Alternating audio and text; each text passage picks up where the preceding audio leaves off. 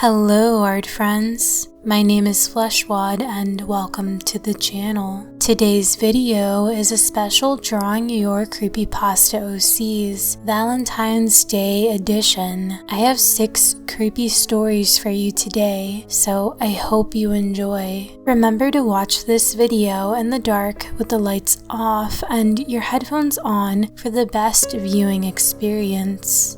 Our first creepypasta is titled Broken Hearts and was submitted by Cambry Flowers. Jade never liked Valentine's Day. It was the time of love, right? Well, not for Jade. Ever since she was 10 years old, she had always asked her crush to be her Valentine, and every year he had turned her down. When she was 14, she still hadn't given up hope.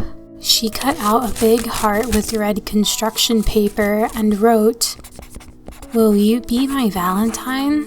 She dressed in a beautiful baby blue dress that came down to her knees.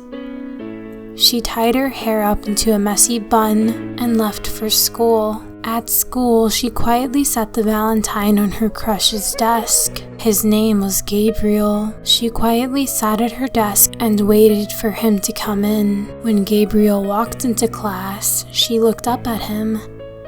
He looked at the Valentine on his desk, looked at Jade, and then ripped the Valentine in half. Jade started crying.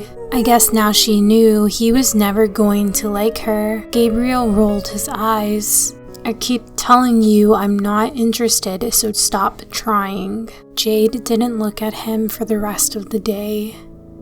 When she got home, she cried so hard she couldn't breathe. When she calmed down, she knew what she had to do. Gabriel didn't like her, so he had to pay. The next day, she went to school with a knife in her backpack, in the same dress as yesterday and a messy bun in her hair again. When school was over, she skipped up to Gabriel with a knife in her hands. He saw the knife and was about to call for help, but Jade stabbed him. Broken hearts never heal. So if this drawing looks familiar to you, it's because I did do it on Instagram Live. I totally and completely forgot that there was a bun, so I'm really sorry. But other than that, I hope you like the drawing and thank you for submitting your story. Our next creepypasta is titled Spiked Heart and was submitted by Dina Harden. It was the day before Valentine's Day and everyone was talking about a legend called Spike. She would possess anyone who was heartbroken. I never believed it since ghosts are obviously not real. The teachers were throwing prom tomorrow since it was going to be Valentine's Day. I heard my boyfriend's voice all of a sudden. I walked in our dorm and my heart dropped. My boyfriend had cheated on me. I ran crying as he rolled his eyes at me. I cried on prom night in the bathroom. I was wearing my favorite black dress with pink hearts. I looked in the mirror and saw a black spirit, which was super spiky. Spikes then came out of my skin.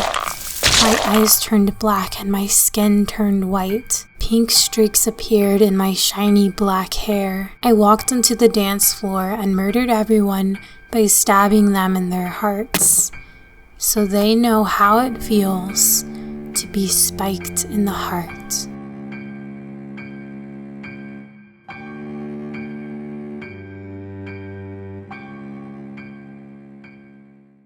Our next creepypasta is titled Your Heart Is Mine and was submitted by Sweets Plays. Dear Diary, Hi, my name is Jordan. I love Valentine's Day. It's at the top of my list of my favorite holidays. Although this year was different. I was walking through town on Valentine's Day and I saw Emily, a girl from school. She had blood all over her. I ran over to her thinking I could help. "Emily, are you okay?" I shouted, but all I heard was a mumble that said, "I need a new heart." When Emily turned around, I was terrified. The next thing I knew, I woke up in my bed. Was it all a dream? The next day, I tried to avoid her, but every time I looked at her, our eyes met, and she'd wink at me. I got a note in my locker saying, "Meet me in the back of the school." I didn't want to be rude, so I went. It was Emily, but she was with someone. I will never forget what I saw that day. Emily was talking to this girl and said, "Did I steal your heart?" with a wink, and ripped out the girl's heart. God, I'm glad I didn't go straight up to her, but I could have sworn I saw her stare at me and say, "Your heart is mine." Our next creepypasta is titled Cupids Cult and was submitted by Alpha Child. Valentine's Day was always my favorite holiday. With all of the chocolates and all of the loving couples, it could brighten anyone's mood. This Valentine's Day, my boyfriend Val invited me to his house. He was having a party. I decided to dress up for the occasion. I put on a long dress and brushed out my long red hair before heading to his house. Once I got to his house, I was surprised that I didn't hear anything. Val's parties are known for being loud. I knocked once and the door opened. When I did so, I step in and get hit in the back of the head with something. I wake up, tied to a pole, hearing the sad sound of a slow violin. I moan. Where am I? Oh, sweetheart, that's not important. I look in front of me to see the famous Cupid. He continues talking. The preparations are almost complete. Suddenly regaining my strength, I start to struggle against my restraints. Let me go. Let me go. Let me go, I scream. He grabs my chin and replies, "I'm sorry, I can't do that." He looks over at Val, who is crying and in shackles. "Get the knife," Cupid commands him. Val walks over to me with a small dagger and whispers, "I'm sorry," before plunging it into my chest and taking out my heart. Cupid ties it to the end of one of his arrows with a lock of my hair. He pulls back the string. "I now declare you the newest member of Cupid's Cult." Then he shoots. The next creepypasta is titled Beauty and was submitted by Here Is Izzy. Beauty is a weird name to give a child, right? Especially when that child would grow up and have a life like this. Beauty was once again eating lunch alone in her school. No one dared to even talk to her because of how she looked. The small, pale girl had a skin condition which gave her itchy red patches of skin, which eventually peeled off. All the children thought it was contagious, so they stayed away. She sighed when the school bell went. The lonely girl quickly grabbed her unicorn lunchbox before dashing into her classroom. As you all know, next week is Valentine's Day, so I want you all to make cards for each other. Beauty thought she wouldn't get a card or even a gift, but she was wrong. When Valentine's Day rolled around, Beauty was surprised with a neatly wrapped pink box with her name on it. She smiled excitedly and quickly opened it. She let out a gasp as she saw a small doll. Throughout the rest of the day, Beauty held the doll close to her chest. On the way home, 4 girls stopped Beauty in her tracks. "What's up, Mutt?" A blonde girl laughed, before adding, "Oh, you're cuddling a little dolly. Well, it's time to grow up, dummy." She quickly tore the doll from Beauty's small hands. The light in Beauty's eyes faded as she shot up in anger. "Give her back," Beauty growled. The girls were very surprised. They were used to seeing Beauty cry or run away, but today was different. Beauty eventually grabbed the blonde girl, threw her to the hard concrete floor with a loud, ground-shaking thud. Beauty smiled. Something about watching the girl cry and scream in pain seemed enjoyable. She laughed before pulling out a knife from her lunchbox and slowly cut at the girl's clothes while sitting on her. Before the blonde girl could cry out, Beauty raised the knife and brought it down in her chest multiple times. She giggled as she dug through the girl's organs and pulled out her heart in triumph. Beauty celebrated too early though, because soon the blonde girl's parents came up behind her and shot her on the spot. Beauty died a painful death with her doll that she fought so hard for in her now blood-stained hands. Beauty's ghost now possesses the doll, and every Valentine's Day she follows bullies back home and tricks them into putting her in their room. Then late at night, she takes the kill and laughs as the cries of the bullies echo around the neighborhood.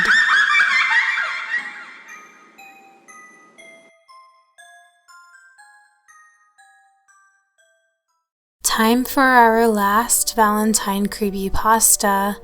I hope you're enjoying all of the stories so far. I think this next one really takes the cake. However, I will be reading the title after, per request of the submitter. Eleanor! My dad screamed as he rushed in through the door. Me and my sister heard him and we ran to the living room. I saw them in the back of my truck.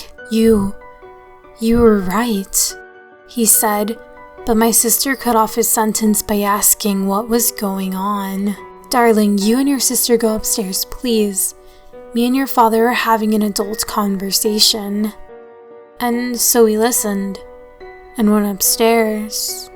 Well, my sister listened and went upstairs. I hid behind a couch and listened. What could be so bad? It was Valentine's Day. The bride and the groom were in my truck, my father said, while hyperventilating. I could hear the fear in his voice. My mom calmed him down and warned him to never ride down that bridge again. What do we tell the kids?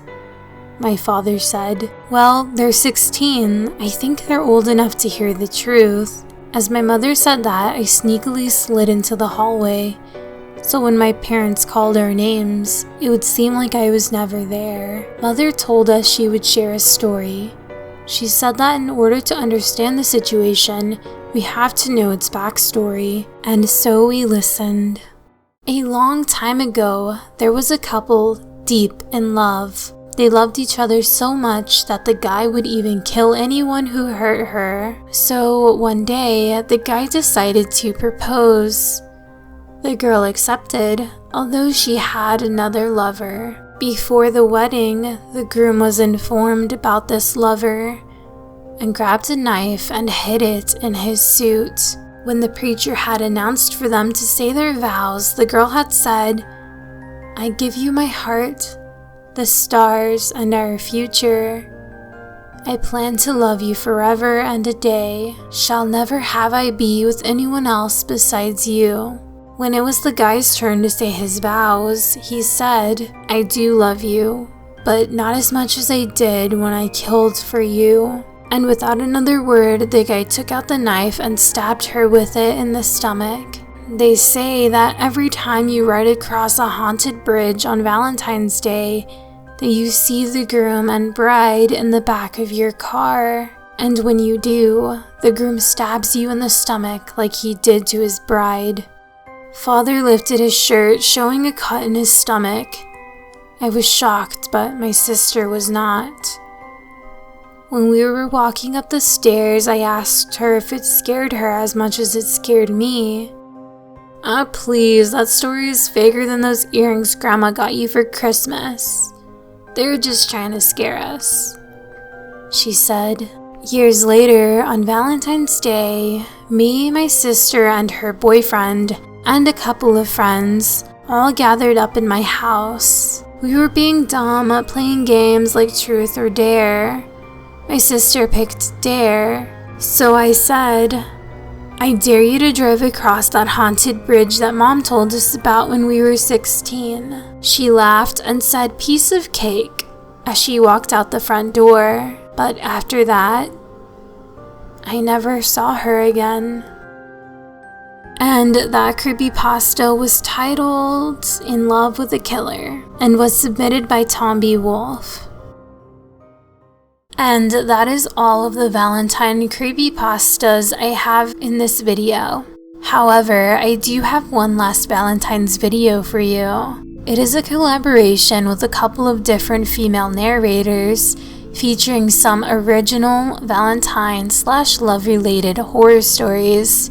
Please tune back in tomorrow for a little horror date. Hope to see you there. With that being said, the next creepypasta OC theme is April Fools. Make sure to comment your creepypasta down below for a chance to be featured in the next creepypasta OC video. Thank you to everyone who submitted a story. If you like the art in this video, make sure to click the like button and subscribe if you haven't. Until the next video, bye!